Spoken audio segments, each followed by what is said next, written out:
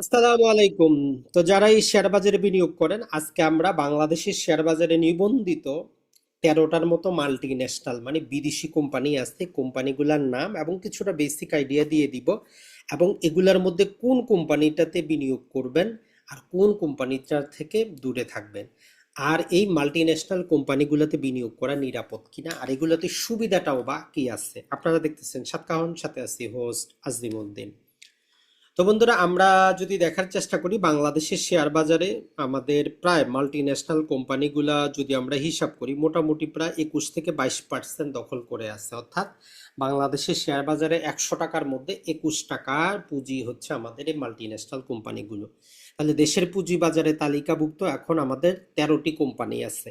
এখন পর্যন্ত 13টা কোম্পানি আছে দেশের পুঁজি বাজারে, যেগুলার মালিকানা হচ্ছে বিদেশিরা, মানে বিদেশিরা বাংলাদেশে এসে বিনিয়োগ করেছে। এইগুলাতে প্রথমেই যে সুবিধাটা আমরা বলে নিই, এই মাল্টি ন্যাশনাল কোম্পানিগুলোর সুবিধাটা হচ্ছে যে এরা যেহেতু মূল মালিক দেশের বাইরে, তো এই জন্য এরা ডিভিডেন্ড বেশি পরিমাণে দেয়।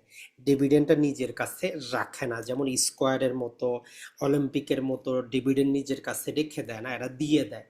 তো এই জন্য আপনি যদি ডিভিডেন্ড ভোগী হয়ে থাকেন, যে কোম্পানি যা আয় করবে মোটামুটি 95% আপনাকে দিয়ে দিবে, তাহলে মাল্টি ন্যাশনাল কোম্পানিগুলো আপনার জন্য। আরেকটা কথা হচ্ছে, যেহেতু এগুলা প্রফেশনাল দ্বারা পরিচালিত হয়, তাই এদের যে ব্যালেন্স শিট আছে এগুলো মোটামুটি স্বচ্ছ, এতটুকু ধারণা করতে পারেন। তাহলে এই দুটো জিনিস মনে রাখবেন, একটা হচ্ছে কি, ডিভিডেন্ড বেশি পাবেন, এদের অ্যাকাউন্টগুলো স্বচ্ছ। এখন আমরা দেখার চেষ্টা করি, সর্বপ্রথমেই হচ্ছে আমাদের গ্রামীণ ফোন। এখন গ্রামীণ ফোন বাংলাদেশের আমরা সবাই জানি সবচেয়ে বৃহৎ টেলিকমিউনিকেশন, মোবাইল সিম ইন্টারনেট তারা করে।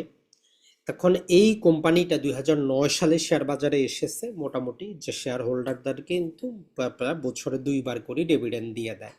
তার মানে ওভারঅল অর্থে চিন্তা করলে আমরা বলতে পারি যে গ্রামীণ ফোনের যে পরিমাণ আরওই, আরওসি সব কিছু, ডেট টু ইকুইটি রেশিও, কোম্পানিটা বিনিয়োগযোগ্য। এখন কখন আপনি এন্ট্রি নেবেন, এটার জন্য আপনার একটু চিন্তা ভাবনা করে এন্ট্রিটা নেবেন। তাইলে এক নম্বরে হচ্ছে গ্রামীণ ফোনে আপনি ডিভিডেন্ডের জন্য বিনিয়োগটা করতে পারেন, কোনো সমস্যা কিন্তু নাই। 2 নম্বরে হচ্ছে আমাদের এই যে ব্রিটিশ তাবাকো, যেটাকে আমরা ব্যাট বিসি বলি। তো এই ব্যাট বিসিতে গত 3-4 বছরে যারা বিনিয়োগ করেছেন, বিশেষত 2021, 22, 23, 24, 25, গত 5 বছরে যারা বিনিয়োগ করেছেন, এরা কিছুটা ক্ষতিগ্রস্ত হয়েছেন, কিন্তু হিস্টোরিক্যালি এই কোম্পানিটা কিন্তু মানুষকে সেই পরিমাণ লাভবান করছে। এখন এই গত 5 বছরে তারা যেই ইনকামটা অতটা বাড়াইতে পারে নাই, তাদের শেয়ারের বাজার মূল্য কমছে। তো যাই কিছু হোক, এর পিছনে তাদের শেয়ার বোনাস দেওয়া, কোম্পানির ফ্যাক্টরি চেঞ্জ করা, এই রিলেটেড আমাদের একটা লম্বা ভিডিও আছে, দেখে নেবেন। তারপরে আমরা বলবো এখন যেই মূল্যে আছে আপনি এই শেয়ারে অংশীদারি হইতে পারেন, দীর্ঘমেয়াদের জন্য সমস্যা কিন্তু নাই। কথা হচ্ছে সরকারের ট্যাক্স বাড়লে এদের প্রফিট রেটটা একটু কমে যায়, এটাই হচ্ছে সমস্যা। এরপরে চলে আসি রবি মোবাইল কোম্পানি, যদিও শেয়ার বাজারে নতুন। এখন সমস্যাটা হচ্ছে, এটা আমরা লাল রেখেছি এই কারণে, কারণ এইটা বিনিয়োগযোগ্য না। রবিতে আপনি ক্যাপিটাল গেইনের জন্য বিনিয়োগ করতে পারেন, যে দাম কম পাইলেন নিলেন, দাম বেশি হইলে আপনি বিক্রি করে দিলেন, কিন্তু দীর্ঘমেয়াদের জন্য এখন পর্যন্ত রবি কোম্পানিটা বিনিয়োগযোগ্য না, তাই এটা দীর্ঘমেয়াদে আপনি রাখতে পারবেন না, আপনি এটা বাইরে রাখেন। এরপরে যেটা, সেটা হচ্ছে যে আমাদের লাফাজ। তো এরা বছরে 2বার করে ডিভিডেন্ড দিয়ে দেয়, এবারও ভালো পরিমাণে ডিভিডেন্ড দিচ্ছে শেয়ারের মূল্য অনুযায়ী। তো এটাও আপনি দীর্ঘমেয়াদে হোল্ড করতে পারেন। এরা বাংলাদেশে একটা কোম্পানি, ইন্ডিয়াতে এটা 2টা সাবসিডিয়ারি কোম্পানি কিন্তু আছে। সিমেন্ট এটা ছাড়া নানা প্রকার আরো কিছু তারা বিক্রি করে।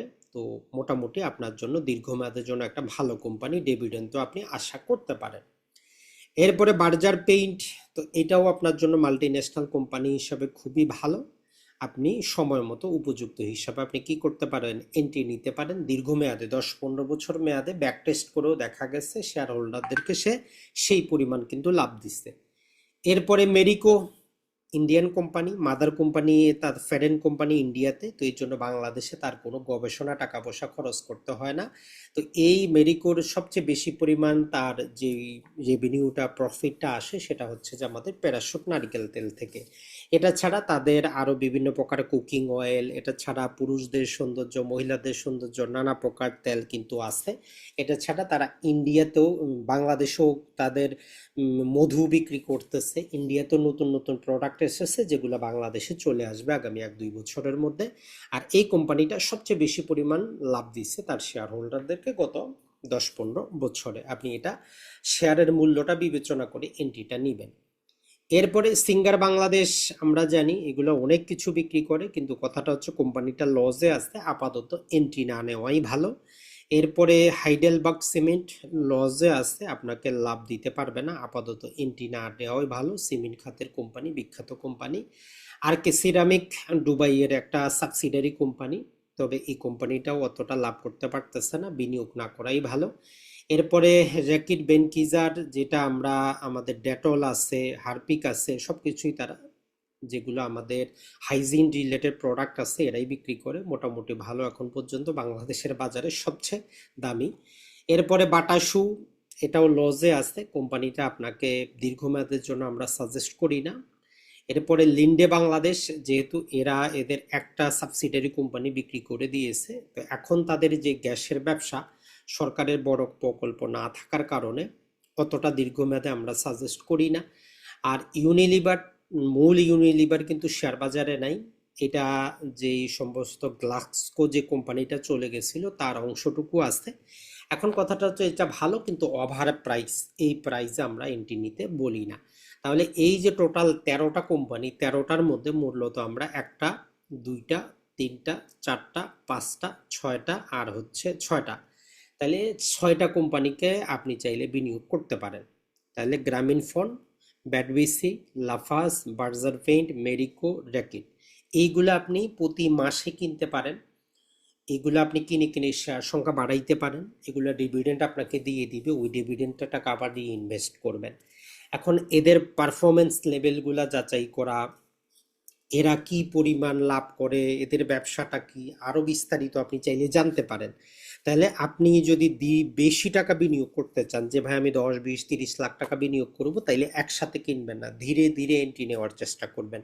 আর এদের সম্পর্কে একটু পড়ার চেষ্টা করবেন যে গ্রামীণ ফোনের আসলে গ্রাহক সংখ্যা কত, তার মূল আয়টা কোথা থেকে আসে, কোনো সাবসিডারি কোম্পানি আছে কিনা, বার্জার পেইন্টটাও একই রকম ভাবে, মেরিকো একই রকম ভাবে, এলএচবিটাও একই রকম ভাবে। তার মানে এই কোম্পানিগুলো সম্পর্কে একটু জেনে শুনে বুঝে যখন আপনি সম্পূর্ণ জানবেন যে হ্যাঁ আপনার এই কোম্পানিটা এই ব্যবসা করে, তখন গিয়ে আপনি কি করবেন, বেশি পরিমাণ টাকা লাগাবেন। আর যতদিন ওইটা না জানতেছেন, ক্ষুদ্র ক্ষুদ্র ভাবে অংশ, আপনি প্রতি সপ্তাহে প্রয়োজনে 2টা করে নেন, মাসে 4টা করে আপনি শেয়ারের অংশীদারি হয়ে যান।